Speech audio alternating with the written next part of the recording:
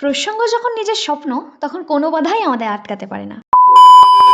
So hey guys, welcome back to my new video. দিনটা ছিল 10th July, বাইরে ঝমঝমিয়ে বৃষ্টি, আর সেই বৃষ্টিকে সঙ্গী করেই আমি, মা আর দাদা বেরিয়ে পড়েছিলাম নিজের স্বপ্ন পূরণের পথে। কি সেই স্বপ্ন?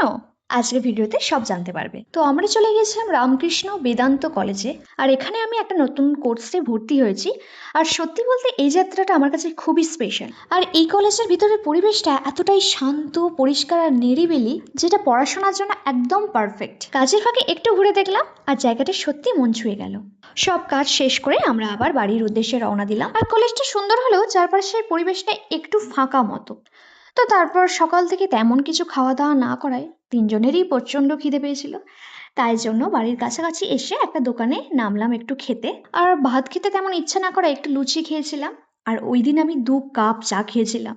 যদিও দুপুরবেলা বাঙালির ভাত ছাড়া চলে না, তবে ওই দিন আর ভালো লাগছিল না খেতে। কখনো কখনো এই ছোট ছোট মুহূর্তগুলোই আমাদের বড় স্বপ্নের শুরু হয়ে যায়। আজকের ভিডিওটা এই পর্যন্ত। ভিডিওটা কেমন লাগলো অবশ্যই জানিও। আর ভিডিওটা ভালো লেগে থাকলে একটা লাইক, কমেন্ট এবং শেয়ার করে দিও। দেখা হবে নেক্সট ভিডিওতে।